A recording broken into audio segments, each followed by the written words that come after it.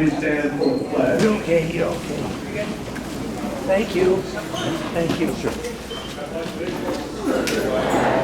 United States of America, and to the republic for which it stands, one nation, under God, indivisible, with liberty and justice for all.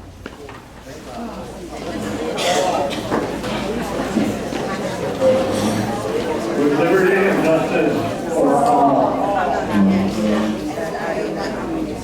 Next slide, please.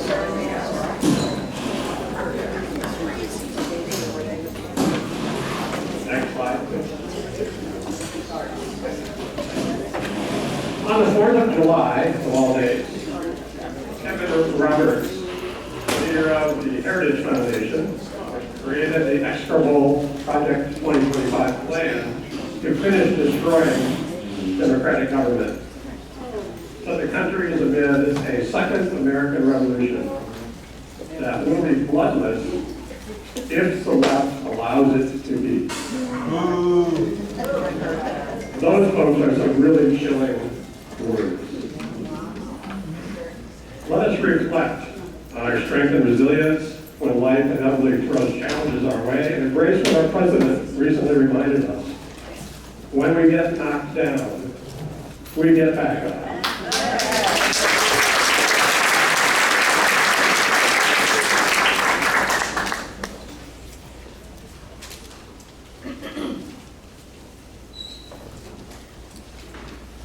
Next slide, please. The U.S. Supreme Court conservative majority has issued a series of breathtakingly awful decisions. Club director Eric Lipsetz, an attorney, will explain.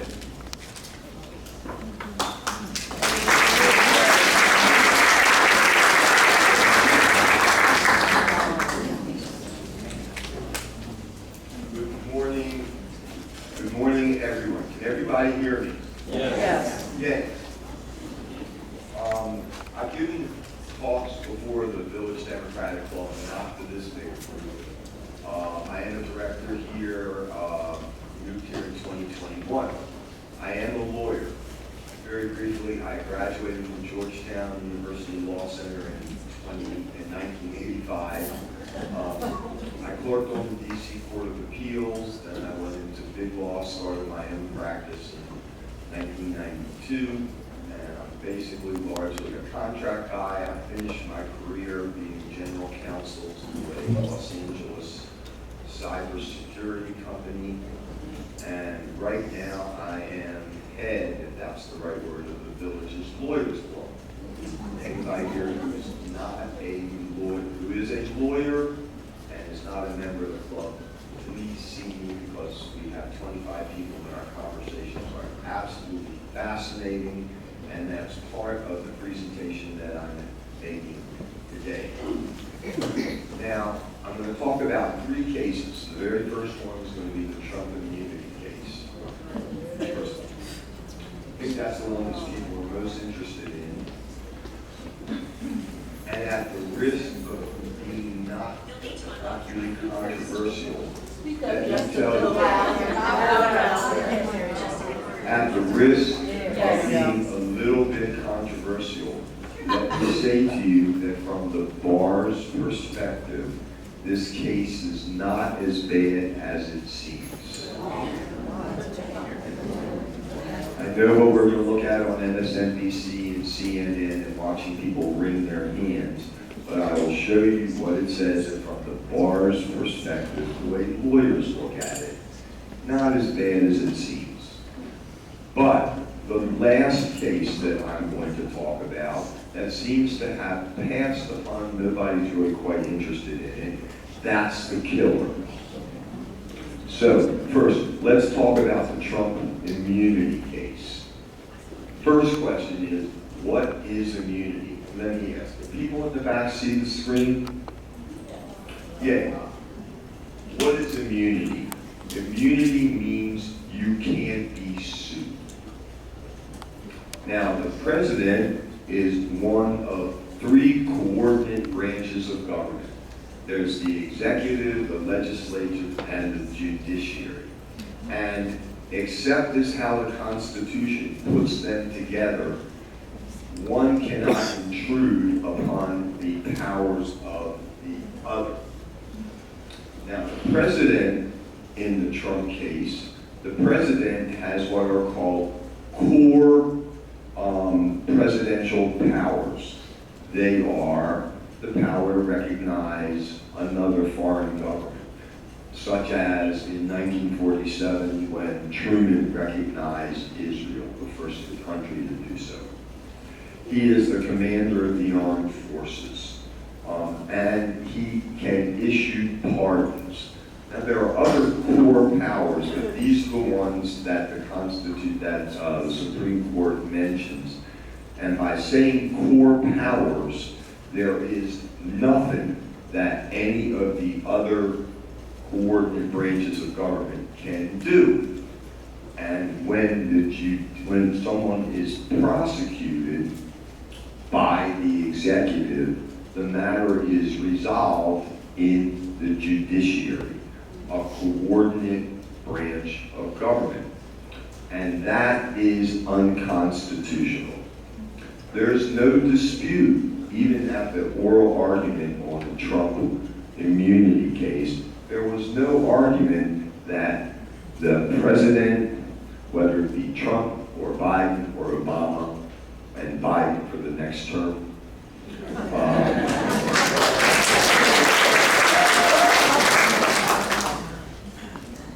cannot be prosecuted. Now, there's already a case called Nixon v. Fitzgerald, which says that the president cannot be sued civilly. So the only way to hold him accountable would be through a criminal process, which is taken care of in the judiciary. That, due to the separation of powers doctrine, is unconstitutional. So, the first thing that the Supreme Court held is that the president cannot, he is absolutely immune, he cannot be prosecuted for these core presidential powers. Now, I'm going to jump down to what else the Supreme Court said, is the Supreme Court said there is no immunity for official acts, for unofficial acts.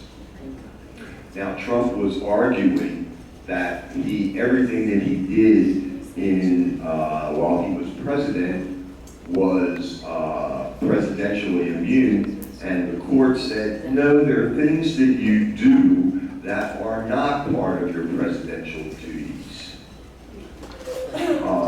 They didn't specifically talk about things, but if you were to commit a crime, if you were to rob a bank, that's not an official act, and you are liable, you can be criminally prosecuted for that. Now, if we look at this, and look at this to say that we have core presidential powers and unofficial acts, there is a tremendous gray area that is in between. I'll get to that in just a moment. And in order to determine whether or not the president would be immune from prosecution, is the court is going to start out by saying, we are going to presume that he's immune. We're going to presume that he's immune for up to the outer perimeter of his presidential responsibilities. Now, that's what's called a presumption. That's where the case starts. It is not where it ends. The prosecutor can overturn the presumption by showing that the prosecution going forward will, and I'll quote, be of no danger to intrusion on the authority and functions of the executive branch. So if the prosecution goes ahead and makes that finding, or makes that showing, then the prosecution goes forward. And now the question becomes, who does the prosecution make that showing to? He he makes that showing to a political appointee who was otherwise known as a district judge. And so if that showing is being made to a rational judge or a judge appointed by a Democrat, in all likelihood, the prosecution will go forward. There is no way in my mind, as Trump has now raised immunity in the hush money case, that Judge Marchand is going to find that writing a check to bribe somebody to keep quiet is part of the core presidential responsibilities. Especially when you didn't do it while you were president.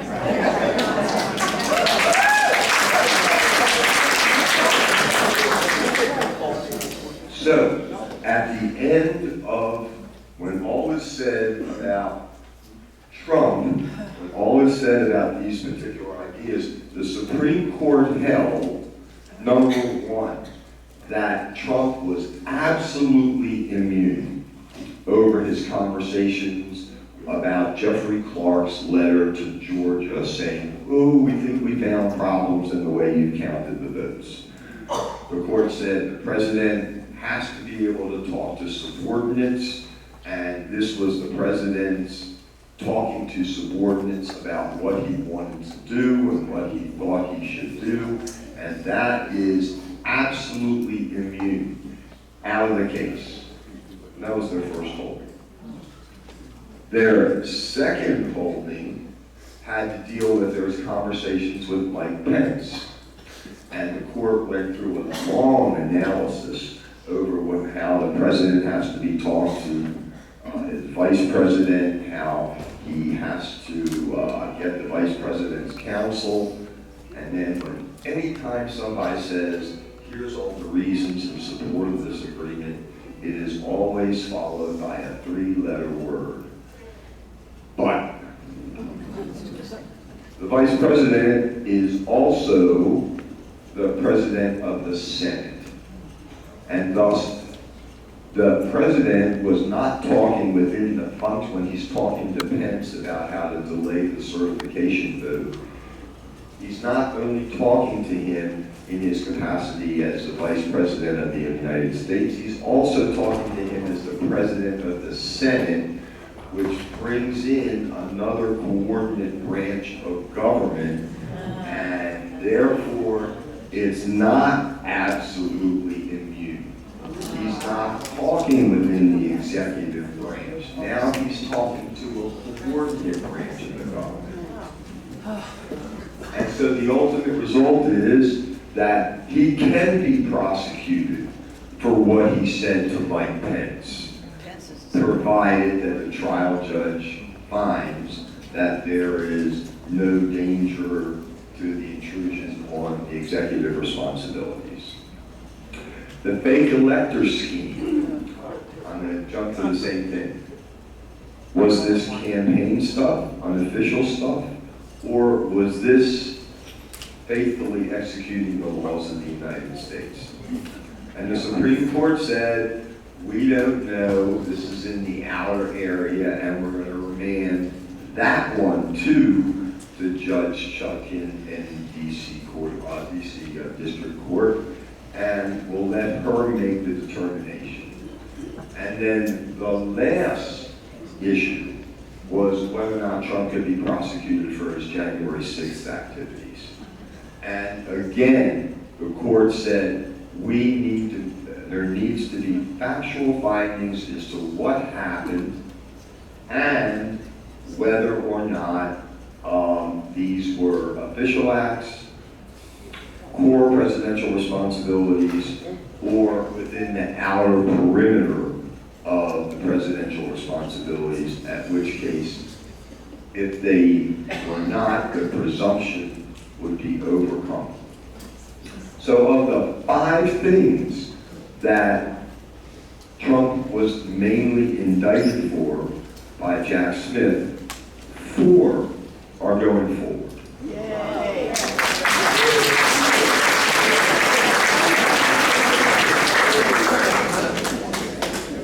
We do not anticipate that we are going to have an outlaw president. I mean, conceptually, we do not anticipate that we are going to have an outlaw president. And so from the bar's perspective, looking at this, not from a political perspective, from a legal perspective, I think it is fair to say that the bar looks at this as basically being a one-off decision.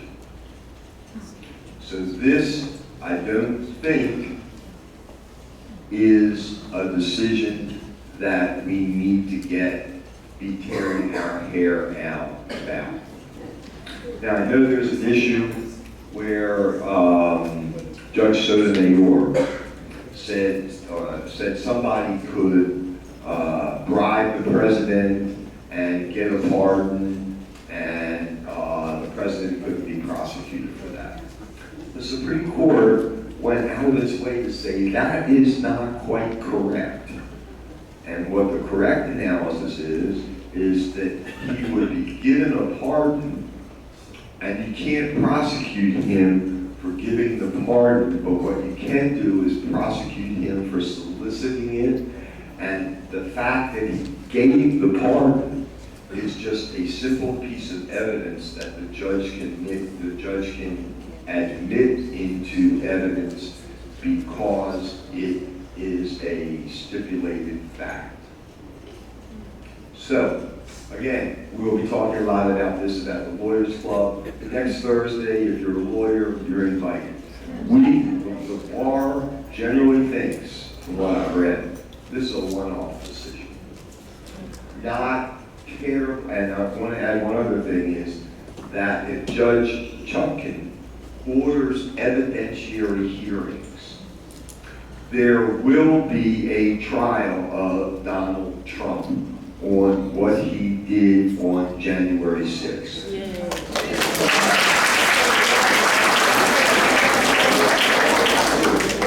The government will put on its evidence. Trump will have to put on whatever argument he has. And the jury will be the United people of the United States of America rendering their verdict on November 5th. That's right. And I would say to you that is the proper resolution of those particular issues. Next slide, please. The court also dealt with the abortion issues. Now, the first case was mifepristone. Mifepristone is the second drug that is mailed to women who request it to complete the abortion process. The people who sued to stop the distribution of mifepristone were a group of doctors who didn't want to perform abortions while they were at their hospital, and an alliance of doctors who had a similar objection, and they objected to the way the FDA had allowed mifepristone to go from 6 weeks to 10 weeks during COVID. Now, obviously an extremely controversial issue, and what the Supreme Court did on it is it punted. What it said was that the doctors lacked standing. Now, standing is something that has happened ever since 2020.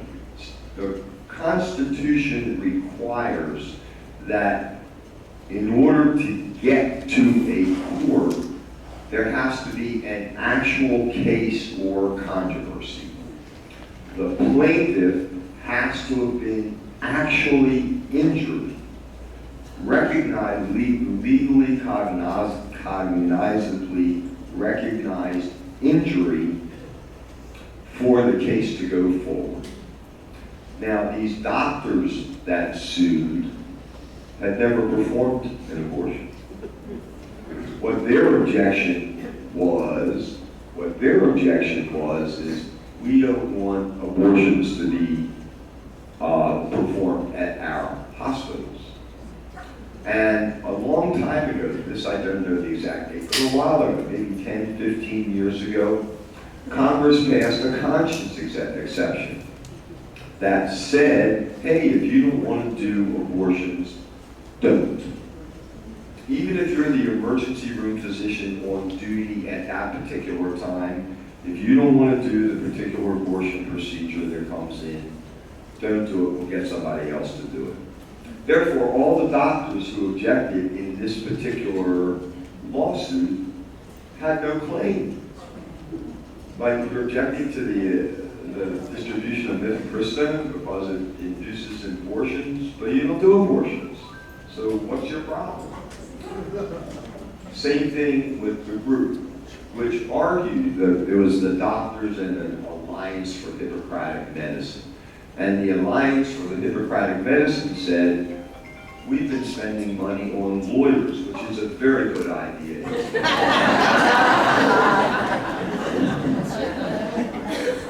We've been spending money on lawyers, and that's our injury. Now, under the American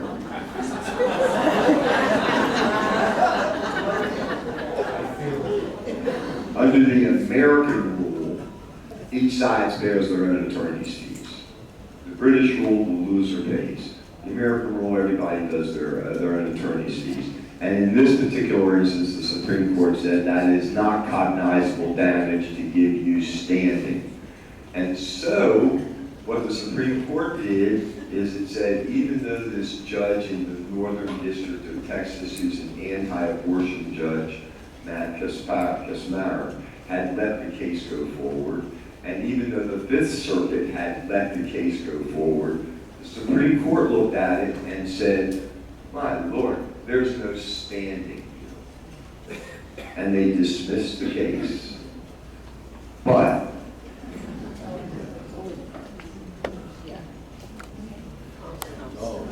because they dismissed the case, they did not have to address the Comstock Act. The Comstock Act was passed in the 1880s that said, you shall send no pornography, illegal, and abortifacient material through the mails. 1880s. It was later amended in the early 1900s to basically cover interstate commerce. So when you heard can't send through the mails, everybody went, well, great, we'll send it through UPS. No. That has been banned also by the Comstock Act, which has not been enforced since its original inception 140 some years ago. Question: who knows who raised the Comstock Act at the oral hearing? Thomas. One more. Exactly right. And I saw on Facebook today that on page, somebody correct me, 257 of Project 2025, they are calling for the Republicans and Trump are calling for the enforcement of the Comstock Act. 62 or 63% of abortions in the United States are performed medically. And so enforcement of the Comstock Act will wipe out the right to terminate a pregnancy. So while the Supreme Court punted on this particular issue, the danger is right in front of our face, which we'll fix in November. Same thing happened with the Idaho emergency abortion case. Well, it started out that a woman presents herself to the emergency room. The miscarriage has gone bad and they need to do a D&C. Idaho prohibits D&Cs. Let's take another example. The fetus has passed away. Under Idaho law, the new Idaho law passed after Dobbs, which reversed Roe v. Wade. The Idaho said only to prevent the death of a woman. Well, maybe the woman will die, maybe not, the fetus has died, and it is septic. And it is going to kill the woman, maybe not tomorrow, but maybe in a week or two. And Idaho law prohibited that. So the government went in and the government said, we need to be able to do this pursuant to the Federal Emergency Treatment Act that allows people to get emergency treatment regardless of whether or not they can pay. Well, then at oral argument, Idaho said, gee, we really don't mean exactly what the statute says, and you can do an abortion in an emergency situation. And the federal government went, well, we don't think that Idaho's law is absolutely so bad. I'm paraphrasing part. But what did happen was something that in my 40 years of practicing law, I have seen only perhaps once or twice before. The Supreme Court said, if I didn't put it up there, I apologize. The Supreme Court said that the case was improvidently granted. In other words, we made a mistake in here in this case. Parties seem to be getting close together, they can work it out. Abortion being such a heavy issue in this campaign, the Supreme Court stepped up to the plate and punted. Next slide.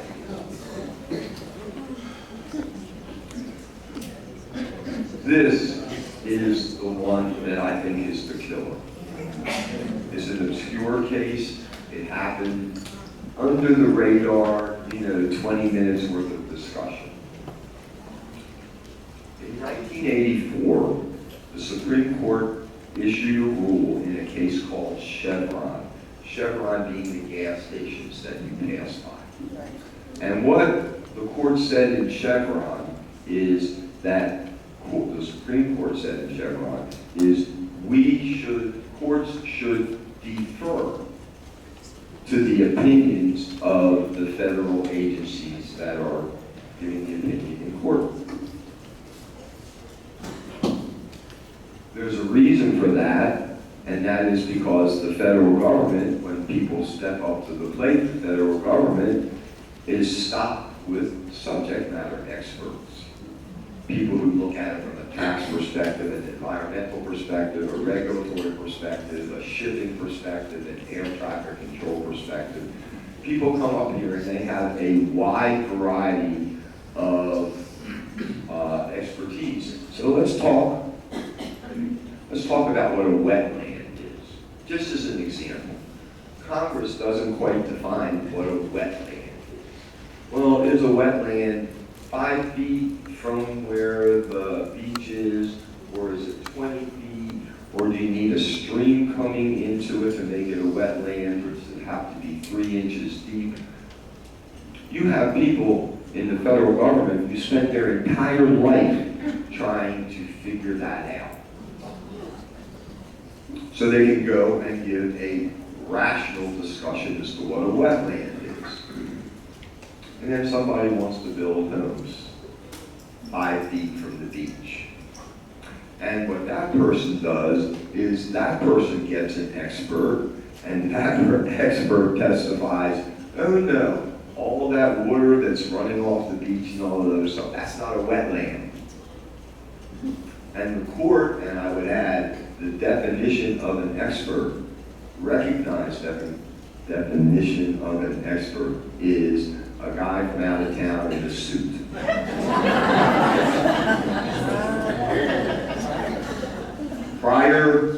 For 40 years, Chevron said you should defer to the government expert. Under this new case, Loper, the court has taken away Chevron deference. It, just like it did with Roe v. Wade, startlingly, it reversed Chevron and put industry experts on the same level as the government experts. And then we come back to the same issue, and that is, who is that argument going to be made to? that argument is going to be made to a district court judge who went to law school, who knows absolutely nothing about wetlands or flood work or development or any other thing. And that judge then is going to have to make a decision based upon not being able to rely upon the government's analysis of the situation. It has equalized it out. The word is that John Roberts used was, let judges do the judging. Well, not when they don't know what the hell they're doing. This already, if you watch the papers, already industry after industry is attacking the regulations that the government is doing in order to provide guide rails so that we don't end up with a burning river, burning Cuyahoga River in Cleveland. Or as you can watch, as we see here, as we watch hailstones fall from the sky that are this big and break things, or we see tornadoes ripping across the country. Or somebody might say, you know, something's happening, and the industry will go, no, it's not. This is just normal climate development. Now, next slide. What happened in this, and there were other horrible decisions that were issued in this particular Supreme Court decision. There's a case called Snyder. Hard to believe, I'll do it very fast. If you want to do a bribe, and if you give money to a politician to take an official act, and then he votes the way the bribe he wants, that's a bribe under Section 666 of the Federal Criminal Code. Get this. If you make the deal and he gives the money afterwards, that's okay. Hard to believe, isn't it? The social media decisions as to whether or not people can regulate Facebook, Instagram, can regulate what disinformation is put out. The Supreme Court basically said, we don't know. Maybe it's First Amendment, maybe it's not. And by the way, there's this law that it immunizes social media companies from reposting what somebody else has put on. But the argument is, if the algorithm allows the post to get up, well, then the algorithm is representing Facebook and Instagram's First Amendment rights. And then how far do the First Amendment rights go? Because not all rights are absolute. It was a killer. The result is the presidency, it's crazy. When you look at what's been going on historically and shows you how political the courts have become. For years, we all remember, the Republicans were yelling about the overreaching federal government. You know, it's just, somebody said to me, oh, the budget deficit. And I went, God, do you know how long I've been hearing that? I've been hearing that for 50 years. For years, the government, the conservatives, yelled about the imperial presidency. Remember that? And so now what the Supreme Court has done is he's made the president greatly strengthened because he can take illegal acts now and not be prosecuted for it. Amazing. The federal agencies, not only have the federal agencies been stripped of their Chevron power, but they've also been taken away of their ability to adjudicate violations of their statute. Somebody came before the Securities and Exchange Commission, got fined, I think, $700,000, and said, I'm entitled to a jury trial. And so now we have taken, for those of you who've been through it, been with an administrative law judge, I don't think administrative law judges are going to survive within the federal system, which means we're going to go before a judge who knows absolutely nothing about what's going on, zero, and the agency is going to have to live by a decision of some judge, some jury, reaffirmed by a judge, over people who don't know what these technical issues are.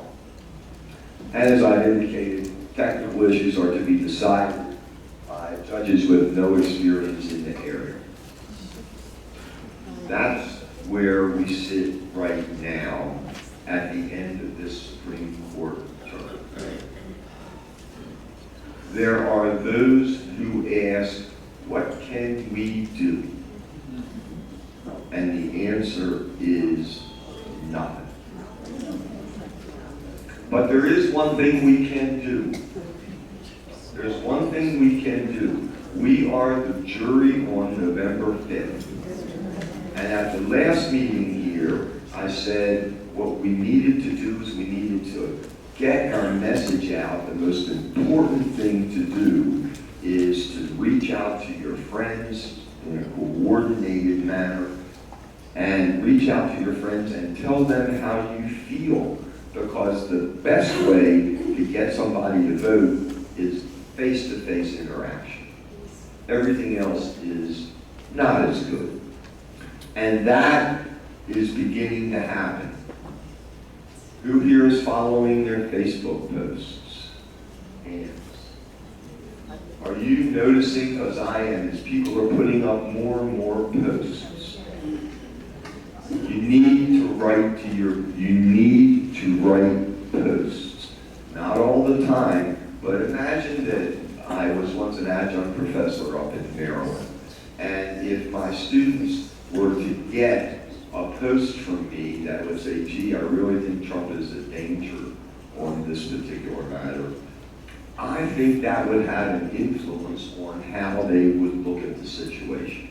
Maybe it'll move them from here to here, then a Republican to Democrat. Maybe it'll move them a little bit. But what we need to do, for those of you who are on social media, the time has come to let your friends know how you feel. I saw there were a lot of Biden-Harris bumper stickers on people's seats here. Put them on. Let them know. I have a Maryland crab on the front of my golf cart. And people come by and they say, hey, I didn't know you were from Maryland. Let people come by and say, hey, I didn't know you were for Biden and Harris. You'll be surprised at what happens.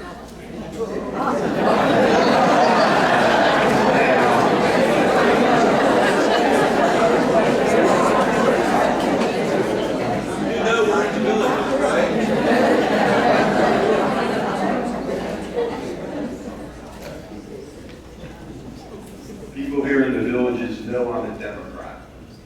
Everybody knows I'm a Democrat. All my golf groups know I'm a Democrat. All those people do. These people here in the villages, by and large, there are some crazy people, but they are keyboard warriors, and just like all bullies, they back down when you stand up to them in their face. So I'm going to tell you, I know what happens in the villages, and I think these people are cowards.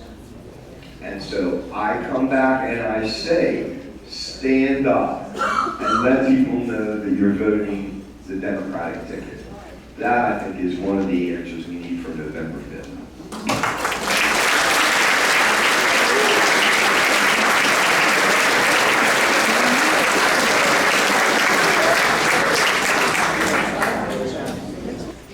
So, on the screen, you see Laura Goodrow. Laura is the head of the voter protection team for the Sumter County Democratic Party. And she's here to talk to us about how you can join that team and take direct political action this year.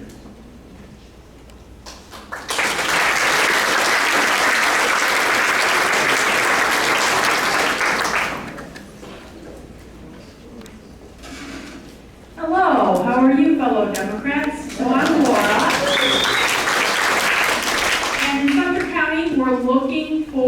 people for the August election to be poll watchers, which are the people inside, and poll observers, who are the people who are outside. Your main job during the early voting and during the general election is to observe and report. We're there to protect elections, make sure that things are happening smoothly, and to report on anything that might be a problem.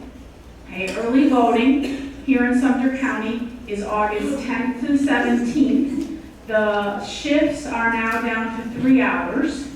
On election day, which is August 20th, the shifts are 4 hours.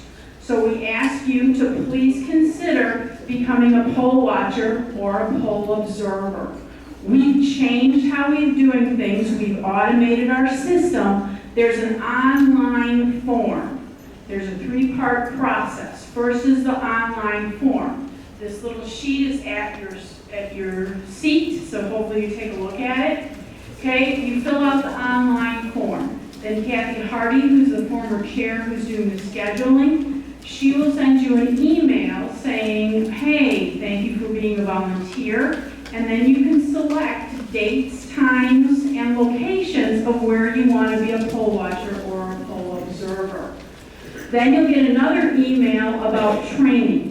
We have 2 trainings going on next week. Now, let's say you're not going to be around or you're busy or other sort of things. You will get an email indicating what day you want to come. But if you're not available, Mike Conate was good enough to take our last session so you actually can watch it online. We're not going to have that available until after July 20th. Now, if you want to be inside, your last date is a week from today, July 20th, to sign up. The reason for that is because you need to be certified by the supervisor of elections. Things are a little bit different this year. It used to be that the little cards that come on the little string came to your house in the mail. That's no longer happening. Now you're going to have to pick them up from the office. We're still kind of trying to figure that out. So please, once again, take a look at the sheet at where you are, and please consider being a poll watcher or a poll observer for the August election. Thank you.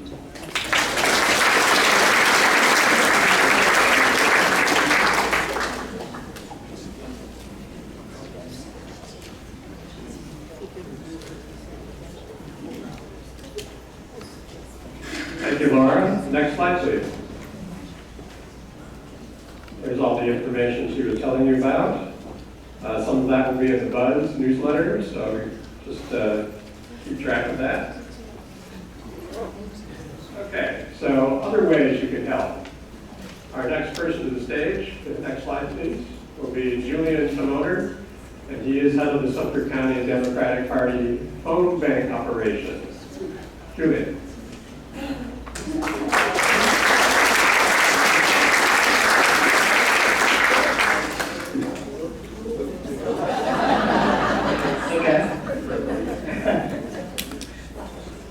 So if you look at that picture, you can see that I'm just typical 80-year-old in the villages.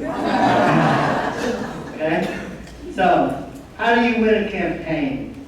You get out to vote. The Sumter County Democratic Party canvasses in people's neighborhoods, sends out postcards, texts people, and makes calls to Democratic voters. I lead the phone team to make calls to friendly Democrats to re-enroll in vote by mail and promote Amendment 4, Women's Right to Choose. After December 31, 2023, the Republicans canceled all previous requests for vote by mail. You have to re-enroll for this election. This is voter suppression.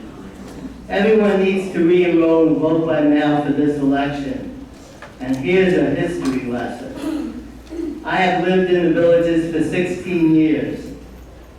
I was chair of the Sumter County Democratic Party approximately 12 or 13 years ago when Barack Obama was running for president. There was no Women's Democratic Club in the villages. The Villages Democratic Club was barely 100 people. There was no Democratic office on Main Street in Wildwood. My greatest problem was fear of being a Democrat in the villages, or there are other Democrats in the villages? To combat that idea of fear, to show our Democratic face, we had a major fundraiser, a Democratic party at Katie Bell's in Spanish Springs. And also we had our first golf cart parade. There was an Obama campaign office way out on 441 in Summerfield. People were making calls to potential voters 12 hours a day. Phone teams made calls at people's homes in the villages. There were approximately 26,000 registered Democrats in Sumter County. The thousands of other Democrats in the villages were all snowbirds, much like it is today.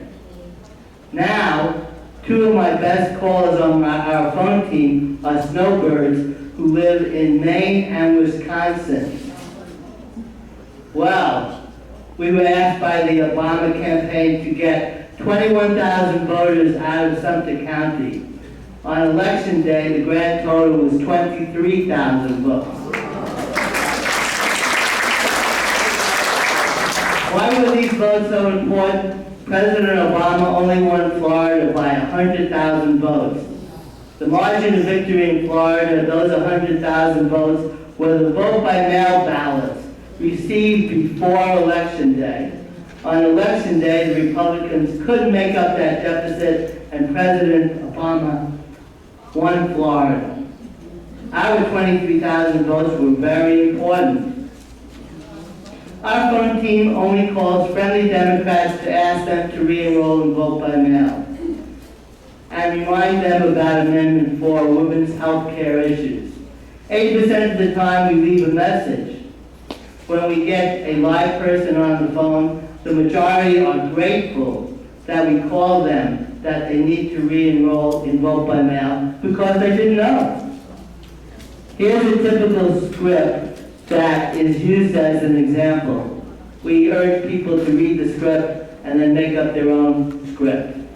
It says, "Hi Judith, my name is Julian. I'm a volunteer for the Sumter County Democratic Party. This is a friendly reminder that all vote by mail requests from previous elections have been canceled, so you need to re-enroll and vote by mail now. There are 6 constitutional amendments on the ballot and that are difficult to understand, especially Amendment 4, which relates to women's health care. Expect long, slow lines at the polls.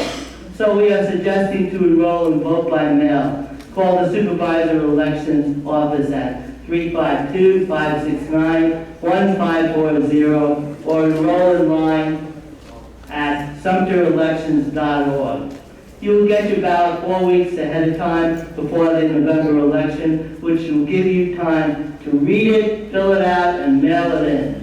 Make your life easier and vote by mail. That's it. How about, raise your hands, how about anybody who could do that? Great, thank you. When I was a Democratic Party chair, Democrats had to overcome fear of our existence as a group in the villages. If Trump wins, the deeply conservative rules of the Heritage Foundation's Project 2025 will suppress all minorities, eliminate the Department of Education, Obamacare, Head Start programs, reduce Social Security, and across ban abortion rights.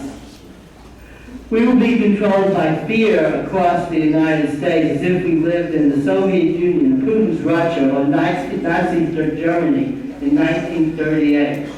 That's why I'm motivated to work on the Biden-Harris campaign promoting women's right to choose. So I'm asking you to volunteer, to make calls to friendly Democrats. However you would like to help, go over to that Democratic table over there and sign up to work as a volunteer on the President Biden-Harris campaign. Contribute to this campaign in some way, because we can't afford to hope that someone else will do it. Let's all help to get out the vote. Thank you.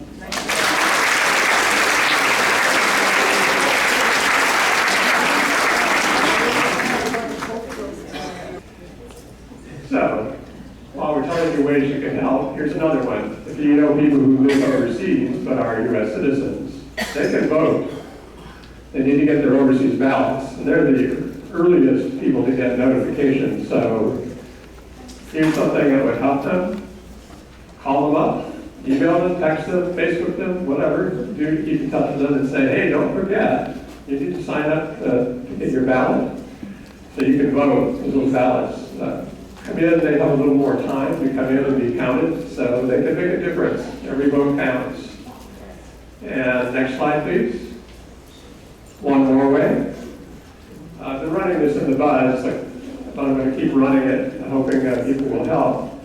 For under 20 bucks, you can pay for an hour of time for some younger person who can stand the heat, can go door to door, in the villages in the greater center.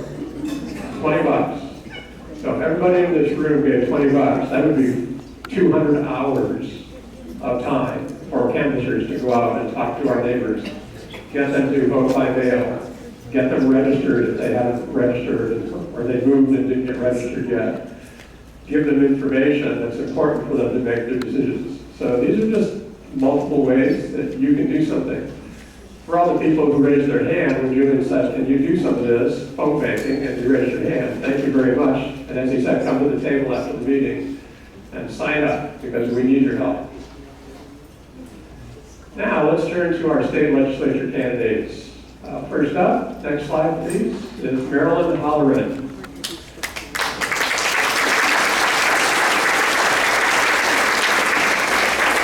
Marilyn is a retired former Foreign Service officer for the U.S. government. She served at numerous embassies and consulates around the world. She's also very active in environmental and climate issues.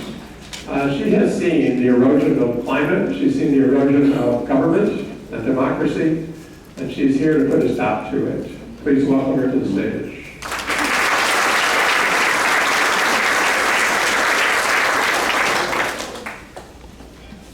Hi, everyone. All right, I'll hold it. As we know, my name is Marilyn Holleran. I'm running for State Senate District 11, which is a seat currently held by our dear friend, Mr. Blazin Goldwheeler, the man who brought you the Don't Say Gay bill. So he's just not a great person. So before we get to him, let me tell you more about me. So I'm a New Yorker, retired to Florida, as all New Yorkers are retired to do. Actually, my parents retired down here in the 90s. My dad was a retired tugboat captain and harbor pilot in New York City, which was very exciting. I went to college in the city, and he would call me up every now and again and say, meet me down by the Staten Island Ferry. Let's go for a tugboat ride. So they moved down here in the 90s. My parents have both since passed. I own this house in Hudson, which is in Pasco County. I retired from the Foreign Service at the very end of 2018. So the Foreign Service, most people don't know what this is. It's pretty much basically the folks who are American diplomats overseas. So a lot of my friends were like, you were a diplomat? Holy moly. I'm not known for my diplomacy. As you will find out. So I had a prior career in the IT business, working as a systems person, selling operating systems and internet connectivity to major corporations. And then the World Trade Center fell down. I'm from New York. I was really angered by that, but discovered I was too old and too fat to join the Marines. So I looked around for something else to do, and I found the Foreign Service, which I had also really never heard of. And you take this really awful test. I'm really good at trivia now for world capitals. Well, I passed it. I really didn't think I would, but I passed it. Then there was an oral interview, and I passed that. And then there was a security clearance, and I got that. And there was a medical clearance, and I got that. And the next thing you know, I was in training in Washington, D.C. to become a Foreign Service officer, which was terrific. My first post was in a place called Astana, Kazakhstan. Nobody in this room has ever heard of that. It's a former Soviet Socialist Republic who became an independent nation when the Soviet Union fell apart in the early 90s, And what all of those former Soviet republics did was just take the guy who was the chair of the Communist Party and make him be the president. So now, Shazam, we're a democracy and we have voting. And, you know, pretty much the guy gets reelected every time by like 99%, which we know is bogus, right? I actually got to do some election monitoring there, and there's a lot of interesting stories about that. I also served in Ankara, Turkey. I served in Lahore, Pakistan. I served in Russia, in St. Petersburg. I served in India, in Chennai, South India. I served in Washington, D.C., also a foreign country. And then I went back to Turkey, but was working with a group that was dealing with Syria and the Syrian civil war and humanitarian aid to Syria. I was in Washington, D.C. when former President Trump got elected in 2016. I was working at the Foreign Service Institute, which is our training institute, and they gave us the day off because literally people were in the hallway crying. So we all went home. It was very diplomatic. This is where we train diplomats, and what they said was, we know everybody was up really late last night watching the election results, so let's all go home. So anyway, I saw a lot of changes happen to the U.S. government. I saw democracy erode overseas. I'm horrified to see it erode here in Florida, here in the United States. I actually bought a copy of the 2025 thing so that I can quote from it on my Facebook page. There are a lot of copies of that floating around online. It was only like $5.99 if you bought it on Kindle, so I don't feel bad by giving them like way too much money or anything. But it's horrific, okay? What's going on in Florida is horrific. Florida seems to be focused on ridiculous culture war things. We're banning books. We're letting people who don't have children in school ban books because they're afraid of what's in the book, okay? We had Don't Say Gay. We've had, oh, I love this one. The governor just took the words climate change out of every piece of legislation. So this is if we can't see it, it doesn't exist. He also said we don't have to take into account climate change when we're making energy decisions for laws. So it's great, it's great. So when I retired from the Foreign Service, which was essentially because President Trump was the president, and I was working on Syria, and he didn't really understand what was going on in Syria, and I think he kind of liked Assad, the dictator, because, you know, he was a dictator. So he's like, why are we giving these people aid? Why do we care about the civil war? Why do we care about destroying ISIS in North Syria? So let's go home. And he had a little small armed forces contingent in northern Syria helping with the ISIS thing. He pulled them out and the Russians took over the base the next day. So I turned 62 on a Tuesday and retired on that Friday and went home that Sunday. Me and the cat, I promised the cat he'd never have to go on her thing again. The very first thing I did when I got home after retiring, I mean, you know, I've worked since I was in high school, right? And it's a thing, like, I'm retired now, you know, what? All right, so you lay around for 6 months, you know, read books, eat too much, have a glass of wine at breakfast, that kind of stuff. You have to decide, okay, what am I going to do? So I came up with my own little motto that said, be creative, semicolon, change, save the world. So the be creative part was, man, do I have stories from my life overseas and I could write a book, right? And then the change the world part, the first thing I did was I took former Vice President Al Gore's training on climate change. So I am a trained, certified climate reality leader, which means I am allowed to give his presentation, which is awe-inspiring, his presentation. My degree is in biology, so I get the whole thing about science, you know. We know the science proves climate change, and we know what the solutions are, and we just need the will now to actually do them. Florida is the Sunshine State. But if you put solar panels on your house and you have excess energy and you send it back to your utility, they don't have to pay you for it.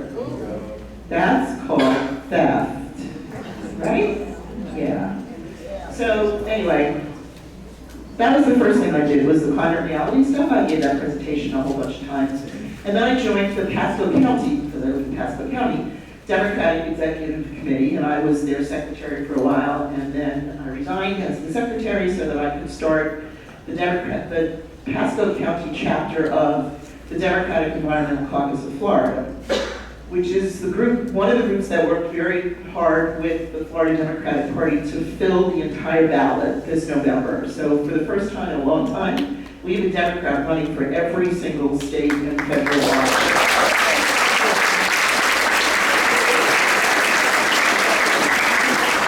This is really important because it's one of the ways to get Democrats to come out to vote. Like a lot of Democrats now are like, well, why bother to go vote for Joe Biden? Because Trump's going to win because of the debate, all that stuff. But if there's now a Democrat running against the Republican who's either your House rep or your Senate rep, well, maybe you'll go vote now. Because that'll change local government. And you know, if you're going to go vote, then vote for Biden too, right? So this is a get out the vote movement, and I'm one of the people who volunteered to run. And the initial deal was, look, you don't really have to run. All you need to do is fill out your qualifying paperwork, qualify, i.e. pay money to get on the ballot, put up a web page, maybe a Facebook page, and write a letter to the editor, and then you're done. Like, your name will be on the ballot. You don't have to do anything else if you don't want to. Okay. I'm like, I could do that. Well, word got out that there was a Democrat running against Blazing Goglia, and all you people turned out like crazy, right? People started sending me money. People started asking me to come speak. I'm like, holy moly, I'm running for state senate. So I did this to win this.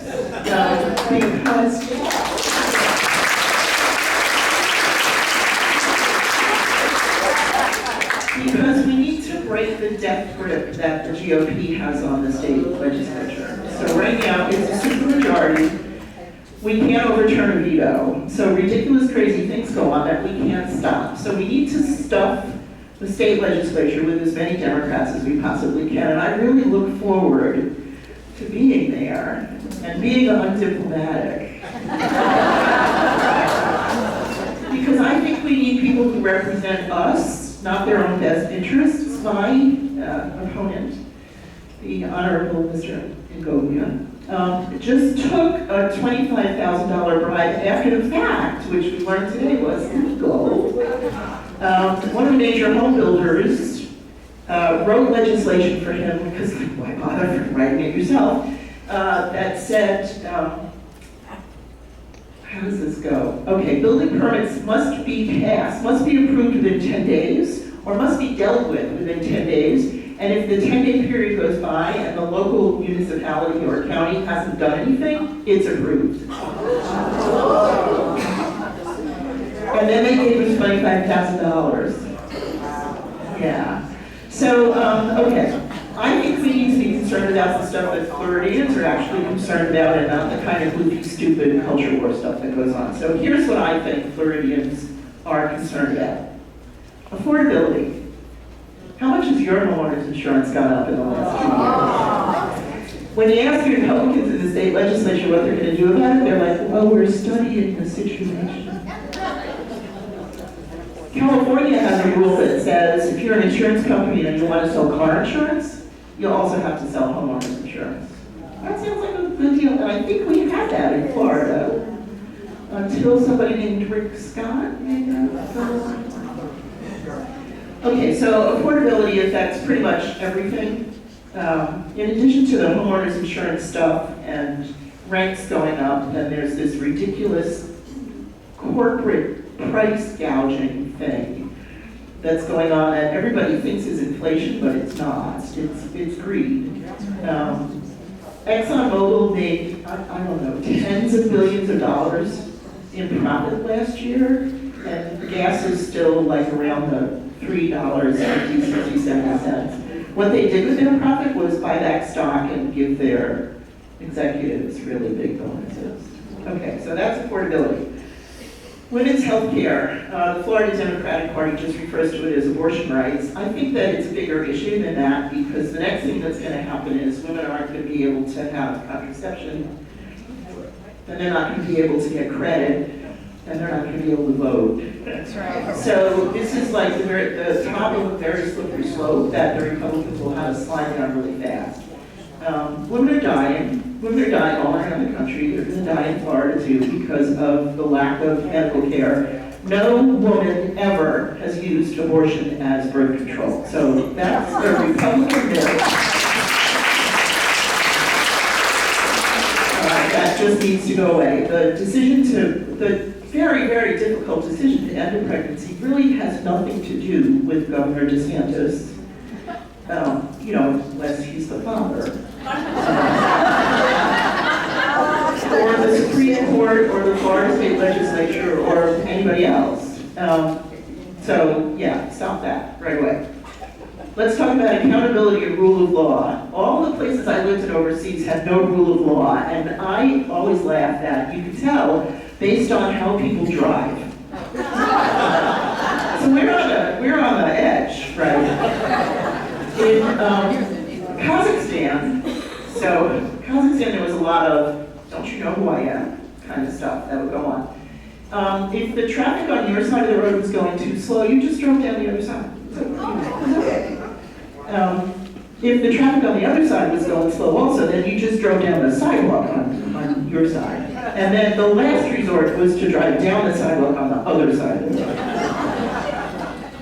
So every time I came home for R&R, I had to be really careful, like, oh shit, here we stop for red lights. So we've seen some terrible decisions from our Supreme Court that are chipping away at rule of law in this country because not everybody has to follow the rules now, or we've changed the rules for our convenience. Remember, we changed the law in Florida so that Governor DeSantis could run for president without having to resign from being the governor, right? When I filled out my paperwork to run for state senate, I had to sign an oath that said if I was already an elected official, I had to resign to run for state senate, but he didn't have to do that. Okay, so accountability, rule of law. All right, the climate crisis. It's real, it's here. We are ground zero for the bad things that are going to happen with climate, right? What's the highest altitude in Florida? Like 15 feet or something? I'm about 3.5 miles in from the Gulf, and I think my house is on 4 feet of land. But we just took climate change out of all the regulations. We don't believe in using renewable energy because the utilities are in the laws. So this has to stop. We need to get away from this nonsense that science is bad, because science is good. And then kind of next to the climate crisis is the environment. I don't know what's happening here in Sumter, but in Pasco, we are paving paradise to put up a parking lot. It's not a parking lot, though, it's a car wash. It used to be self-storage units, but it's a car wash now. They're building homes, crazy numbers of homes. I don't know where the water is going to come from for all these people that are drinking water. So we need to have sane laws about development. I mean, development is good, but not like everywhere. Sane gun laws.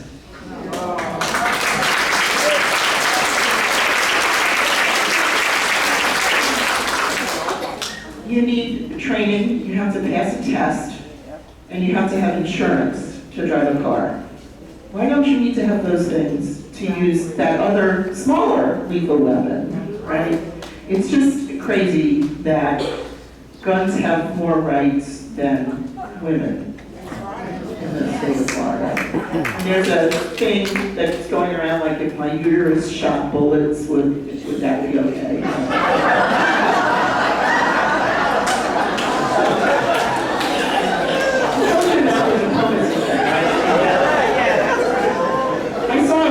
Bumper sticker the other day on the back of a pickup truck. Usually, very many times pickup trucks have the Trump stuff all over. This one said, does this ass, and then there was a picture of the orange talking yam, right? Does this ass make my truck look big? I'm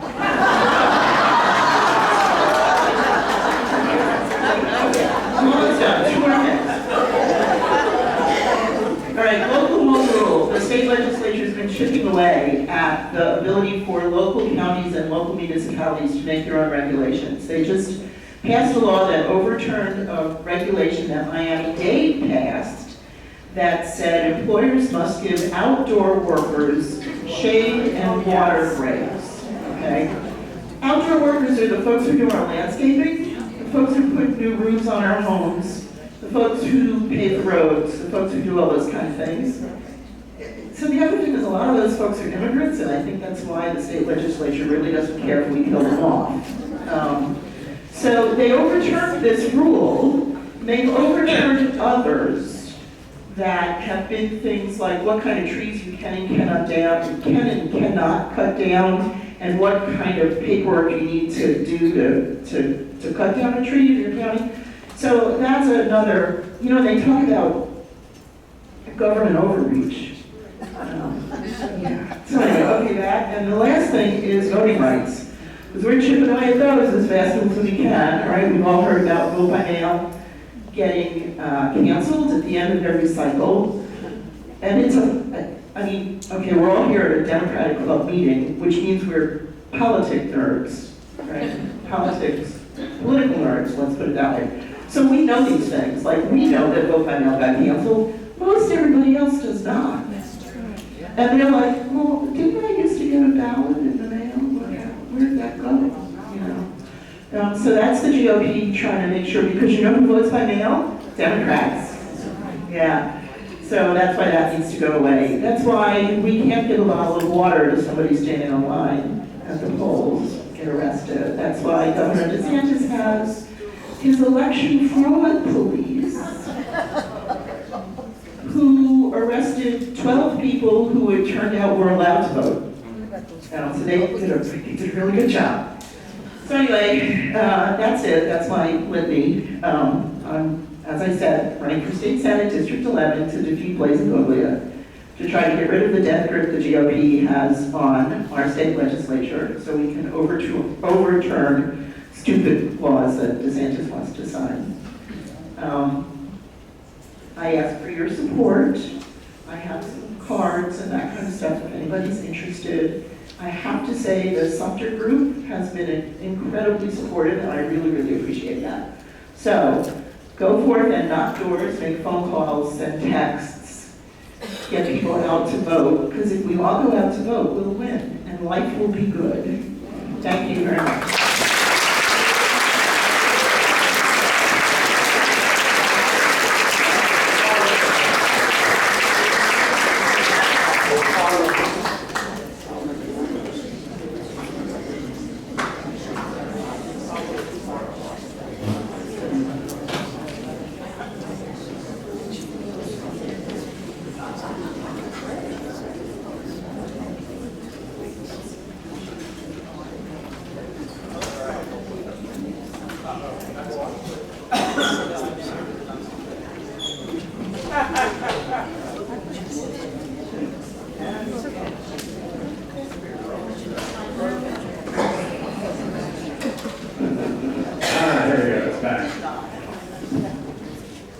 All right, so our next speaker is a familiar face. Next slide, please.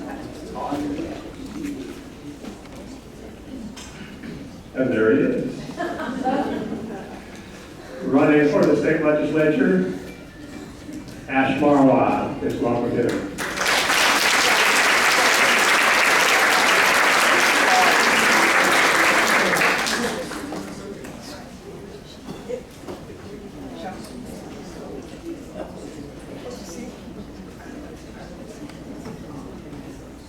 I smell victory.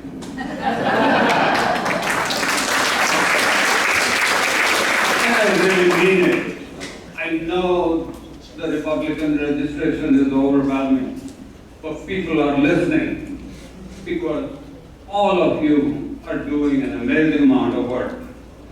It is having an effect. People are listening. And I want to give you an example. Last election, I lost in 2022. But people were listening.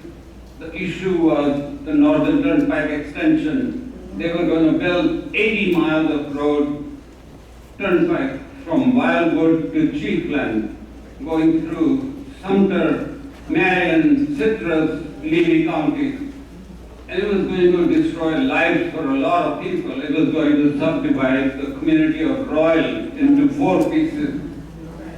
And I objected to it. I have a transportation background. I'm a civil engineer. I talked to the Transportation Commission. I talked to the chairman of the Turnpike Commission, Nicola Licuri. I met her in her office. And I told them all that you need to widen I-75 first before you think of ruining lives of thousands of people. And they listened. And the result was, or the result is, last month, the Department of Transportation had a meeting at the Wildwood Community Center. They showed plans for widening I-75.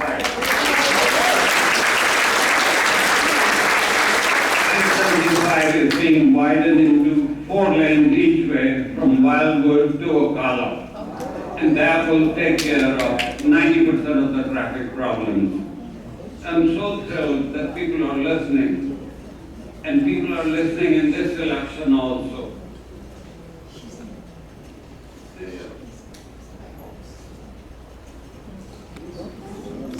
This is just a sampling of campaign contributions to my opponent.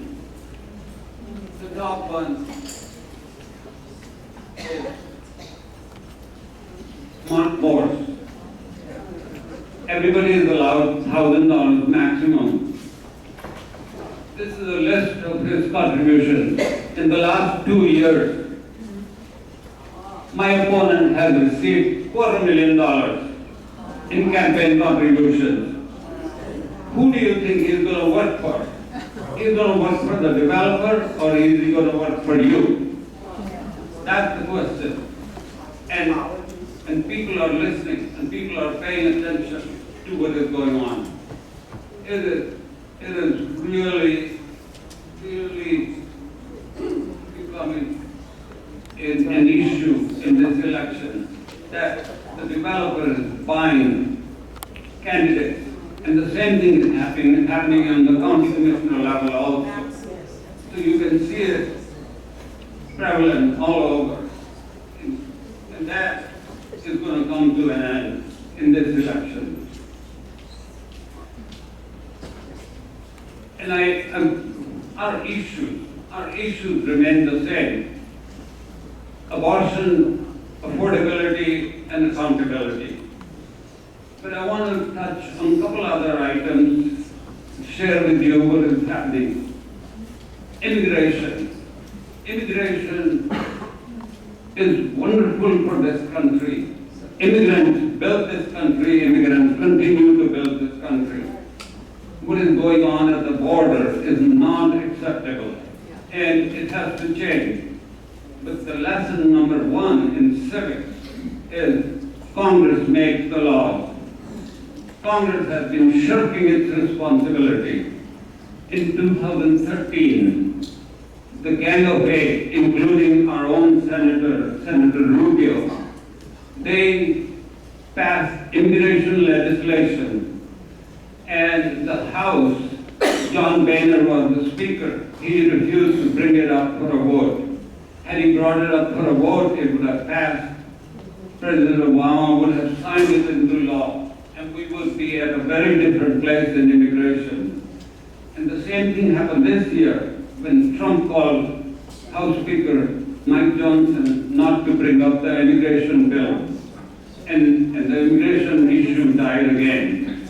President Biden has issued an executive order, whatever he would do, and the arrests at the border are down 25% already.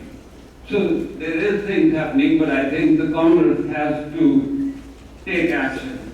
And I just wanted to share some current immigrants with you who are making a difference, who are contributing.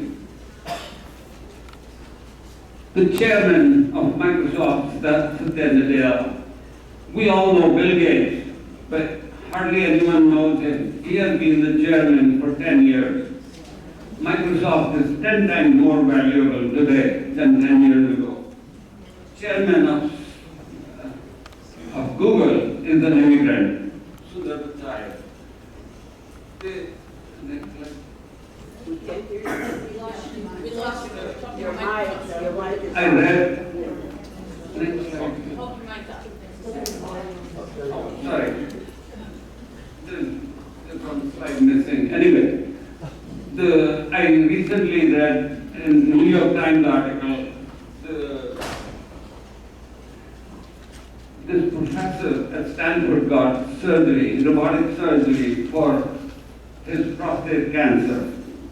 And he wrote that the doctor who performed his surgery is an immigrant. The doctor who developed the robotic surgery in Detroit is an immigrant. And the entrepreneur who gave $40 million to the research center in Detroit, he is an immigrant. So the immigrants are contributing, immigrants are making a difference. And by the way, I am an immigrant also. The next thing I wanted to share, go ahead, next slide, is inflation. Inflation is coming down. It's below 3%. Yesterday's news was that the prices fell 0.1% in the month of June. But inflation in the villages, and this is the Villages Democratic Club, that's why I want to bring it up, inflation in the villages is extremely high. I recently had a hamburger at the Palmer Clinton's Golf Club. Hamburger and fries, $19. And a bowl of seafood best soup is $19 at Palmer Clinton's. You can go see the menu. I checked prices for milk. How different can milk be? Whole milk, half gallon, whole milk, Publix on $4.66, $3.49, and the price of milk at the Walmart, which is just outside villages, but on $4.66 is $1.81. That's a 93% higher price at Publix. Campbell soup, Campbell chicken noodle soup is $1.99 at Publix, $1.20 at Walmart. 67% higher. Even KFC meal is 20% higher inside the villages versus outside the villages. Anyway, I wanted to share those two things. And now back to our favorite subject, the insurance crisis. The insurance crisis is a direct result of 22 years of Republican rule. Since Jeb Bush, Republicans have controlled Florida. Republicans have had majority in the House and Senate, and they have held the governor's position. They have made laws, insurance laws, they have made construction laws for 22 years. What we are facing today is the direct result of all those laws. And I don't want to go into all the details, but the two laws passed in 2022, they gave $3 billion for reinsurance. That was our tax dollars, and they were given for reinsurance. $3 billion is gone. They gave $2 billion in the first law, and then Hurricane Ian hit, and they gave another $1 billion in the law passed in December in a special session. If I was in the legislature, I would have given $1,000 credit for your premium for 3 million families. That's how much $3 billion is. It's really a crime what is happening with homeowners insurance. On top of that, the citizens insurance, which is taxpayer-funded insurance company, if they have losses, they can bill your car insurance, they can bill your boat insurance. That's why the car insurance is going up also. And that's part of the law. That's part of those two laws passed in 2022. And just to give you what is happening, my opponent, he got elected. We invited him to speak at any meeting, anywhere, and he refused to come. I even, through Property Owners Association, we invited him to come and speak, and he refused to come.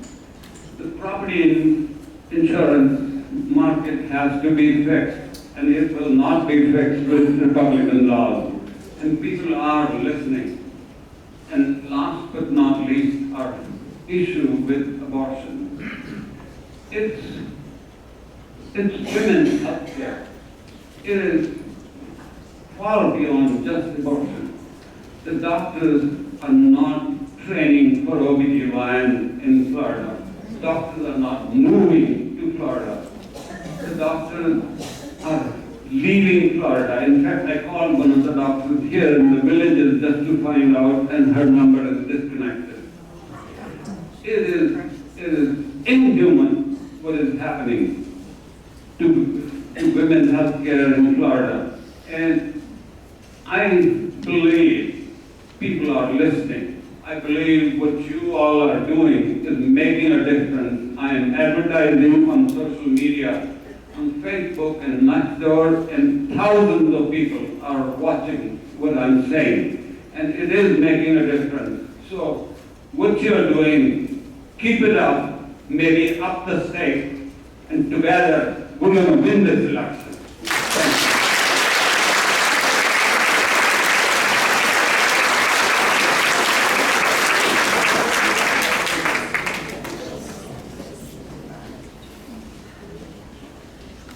Thank you, Ash, and thank you to all the speakers. I think got a pretty impressive group of people running things around here. That's great.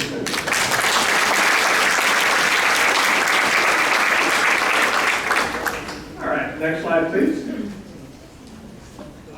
The club board feels it's important we sort of keep you apprised every month of what we're doing, other than just sort of hanging out. So let's take a look here. Next slide. All right, so there was an event that the club was a sponsor of recently at a home in the Villages. And the CEO of the Planned Parenthood organization of Southwest and Central Florida came to speak. And the organizers were hoping to get $6,000 in donations to go to the Yes on 4 campaign. We raised almost double that.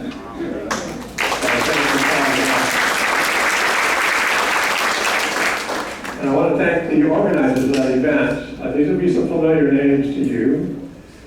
Ellen Dugan, Marcia Shearer, Chris Stanley, let's see, there's a couple more, Dee Melman, and forgetting one, what else is there? Anyway, there were like 5 major organizers, very familiar names to everybody in this club, because for years, at least since I've been here, and that's only 7 years, every major organized rally to protect reproductive rights, every women's march, every golf cart caravan that had to do with protecting abortion rights, these folks have been at the heart of it, and we owe them a huge debt.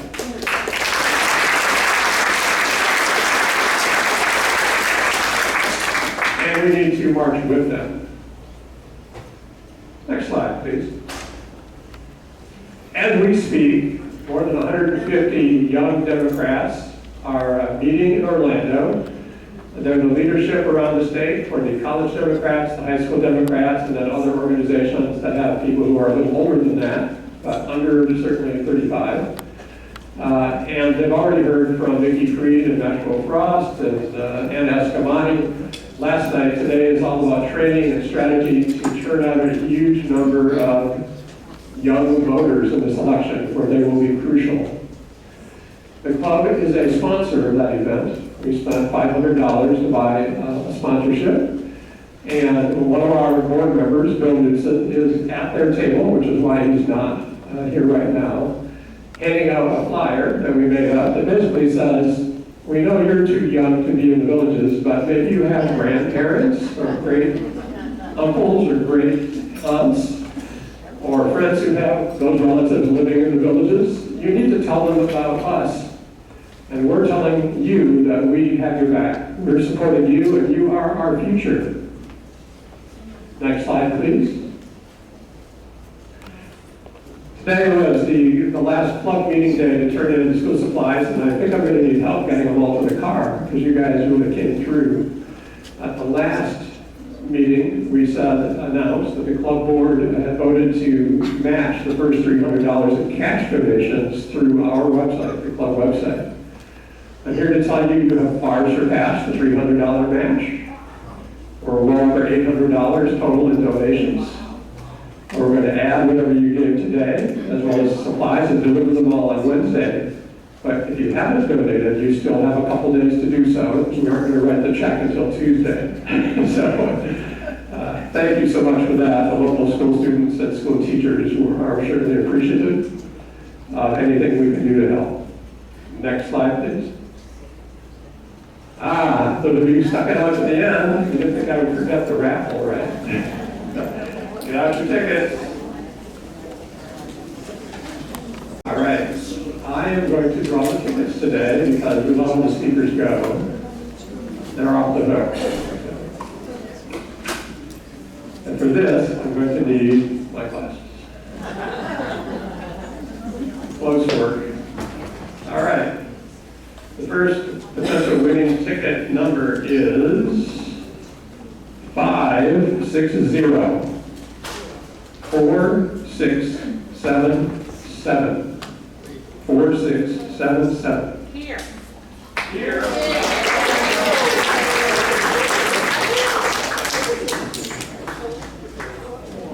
Should I go up?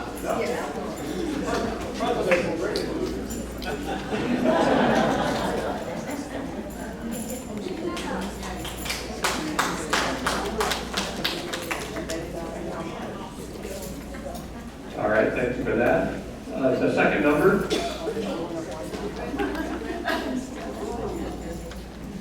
289085. 085.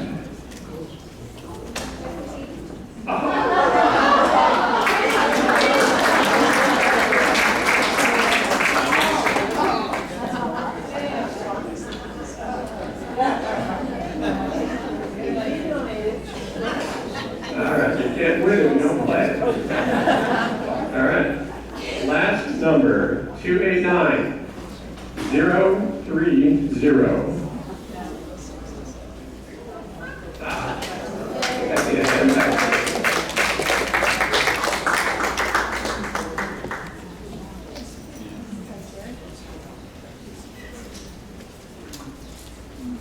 All right, I'm informed by Jerry Van Leuven, who's been staffing the table for the Education Forum, collecting for the school supplies, a partnership with us.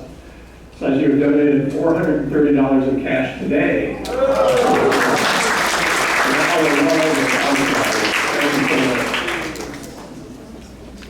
All right.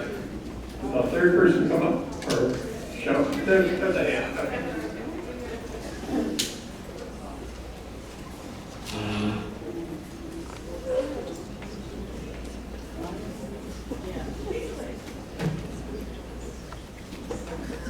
All right. Closing it on the finish line here. Next slide, please.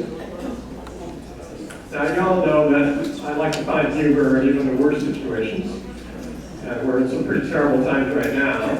But I'm not going to joke about this, but I rely on a Pulitzer Prize winning editorial cartoonist who I follow to provide the capstone for today's meeting and all the messages you've heard from the candidates and from Eric speaking about the terrible Supreme Court cases. Next slide, please.